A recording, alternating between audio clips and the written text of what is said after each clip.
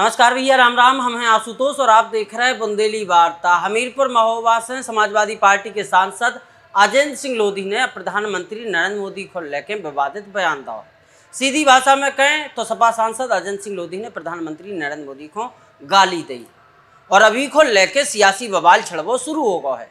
Bharatiya Janata party के संगे संगे आम जनता भी अब समाजवादी पार्टी के सांसद अजेंद्र लोधी के बयान को लेकर गुस्सा में। काकचू कई अजेंद्र सिंह लोधी को काकचू बयान है। सबसे पहले आप बहुत सुनो, फिर आगे की कहानी। कितना लोकप्रिय प्रधानमंत्री है, इतना ऐसा कोई प्रधानमंत्री आज तक हुआ नहीं है और न आगे आने वाली सरकारों में ऐसा मिलेगा। दरअसल आज सपा सांसद अजेंद्र सिंह लोधी जो है महोबा कलेक्ट्रेट पहुंचे थे, तमाम समस्याओं को लेकर ज्ञापन देवे के लाने गए थे। उनके संगे समाजवादी पार्टी के तमाम कार्यकर्ता थे, सपा के जिलाध्यक्ष भी थे। ज्ञापन देवे के बाद जब मीडिया मुखातिब भई और मीडिया ने पूछी कि प्रधानमंत्री जी कह रहे हैं कि डीजल पेट्रोल की खपत कम करी जाए, सोनो चांदी नहीं खरीदो जाए, तो इसके बाद जब सपा सांसद अजेंद्र सिंह लोधी ने बोलबो शुरू करो तो उनके मुँह से एक गाली निकल आई प्रधानमंत्री नरेंद्र मोदी के लाने, और इतनी से शुरू होगा सियासी विवाद। और अब भारतीय जनता पार्टी उत्तर प्रदेश ने सपा सांसद अजेंद्र सिंह लोधी के ई बयान पे सीधो घेरो है सपा सुप्रीमो अखिलेश यादव को। भाजपा उत्तर प्रदेश ने लिखो है कि जब पार्टी का शीर्ष नेतृत्व ही मर्यादा, संस्कार और लोकतांत्रिक शिष्टाचार की तिलांजलि दे चुका हो तो उसके नेताओं और कार्यकर्ताओं से सभ्य भाषा की उपेक्षा करना व्यर्थ है। देश के प्रधानमंत्री के खिलाफ महोबा के सपा सांसद अजेंद्र सिंह लोधी द्वारा की गई अशोभनीय, अमर्यादित और स्तरहीन टिप्पणी बेहद निंदनीय है। जनता अब ऐसे विषैले और संस्कार विहीन राजनीतिक चरित्र को भली भांति पहचान चुकी है। तो भारतीय जनता पार्टी उत्तर प्रदेश को बयान समाजवादी पार्टी के सांसद अजेंद्र सिंह लोधी को लेकर। आपको बता दें कि अखिलेश यादव ने चरखारी विधानसभा सीट से 2022 में अजेंद्र सिंह लोधी को टिकट दो तो, लेकिन रातों रात जो टिकट बदल दो तो इसके बाद फिर अजेंद्र सिंह लोधी को हाल ही में 2024 के लोकसभा चुनाव में टिकट दो। अजेंद्र सिंह लोधी समाजवादी पार्टी से सांसद चुने गए, लेकिन अब अजेंद्र सिंह लोधी को जो बयान निकल के सामने आओ है और ई की चर्चा अब चारी तरफ चल रही है।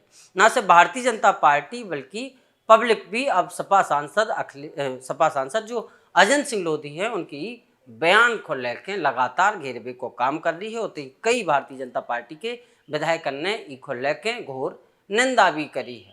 दूसरी तरफ यही महोबा के चरखारी में सपा सांसद के खिलाफ विरोध प्रदर्शन भी चल रहा हो, तो लेकिन वो विरोध प्रदर्शन है तो महिला आरक्षण को लेकर, लेकिन इतने सपा सांसद अजेंद्र सिंह राजपूत ने जो कछु भी कही, अजेंद्र सिंह लोधी ने प्रधानमंत्री नरेंद्र मोदी को लेकर जो कछु भी टिप्पणी करी, अब ऊ की चर्चा पूरे देश में चल रही है और उनको विरोध भी देश के कोने कोने से निकल के धीरे धीरे सामने आने लगा है। कई विधायक ने इको लेकर विरोध शुरू कर दिया है। आगे आपको बताएं कि कीने का कछु कई की का टिप्पणी है सांसद अजेंद्र सिंह लोधी के बयान को लेकर, लेकिन एक बार फिर से आप सपा सांसद अजेंद्र सिंह लोधी को जो बयान और सुन लो। हम लोग पीडीए के हैं, वर्तमान सरकार के विरोधी हैं। वर्तमान सरकार जितना अनदेखी कर रही है एक आम पब्लिक के साथ, इतना किसी सरकार ने नहीं किया। जैसे कि स्मार्ट मीटर है, जो लाइट रहे या न रहे मीटर बराबर घूमते हैं। फसल बीमा का सबसे बड़ा घोटाला हुआ, वो आप सबको भी मालूम है। शिक्षा में सैकड़ों विद्यालय बंद कर दिए गए और जो शिक्षक लोग रिटायरमेंट होते चले जा रहे हैं उनकी नई भर्ती भी निकाल रही है।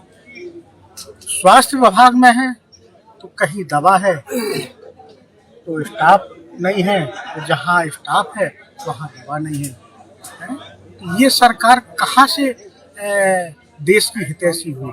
ये तो अडानी और अंबानी की हितैषी है। ये अपना बजट बनाने में लगी है। जहाँ 10,000 करोड़ रुपए इन्होंने अपना बजट में बना लिया है, तो ये अपना बजट बनाने में लगी है। गरीब, किसान, मजदूर, मध्यवर्गीय, व्यापारी इनका कहीं से साथ नहीं दे रही है। ये जनता विरोधी सरकार है। लगातार अखिलेश यादव बंगाल चुनाव पर सवाल उठा रहे हैं, क्या कहेंगे उस पर? देखिए, बंगाल में तो इतना सारी हदें पार कर दी है। नकली फिंगर, SIR के माध्यम से लाखों वोट खत्म कर दिए गए, फिर भी मन नहीं भरा तो रात में ईवीएम भी बदली गई है।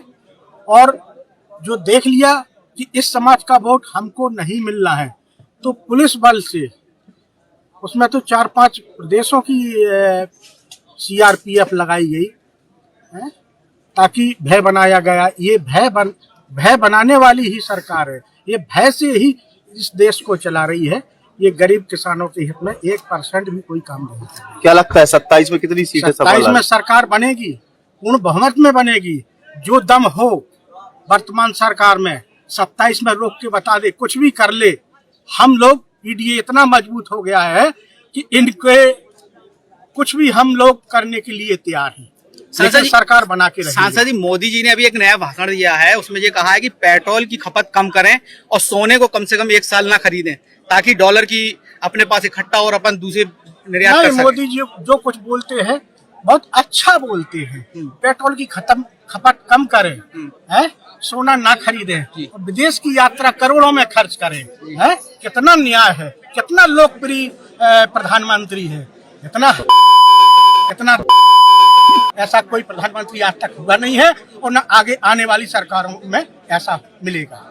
तो अगर आज आप लोगों ने ज्ञापन दिया, अगर आपकी मांगे नहीं मानी, आगे क्या है रणनीति, क्या होगी? मांगे नहीं मानेगी तो सरकार को अंजाम भुगतना पड़ेगा। सपा ईवीएम का विरोध करेगी? बिल्कुल करेगी। सपा क्या, पूरा इंडिया गठबंधन जो है पूरा सब लोग विरोध करेगी। ईवीएम रोकने के लिए, बैलेट पेपर से चुनाव कराने के लिए हम बर वक्त संघर्ष करेंगे और करते आए हैं और आगे भी करेंगे।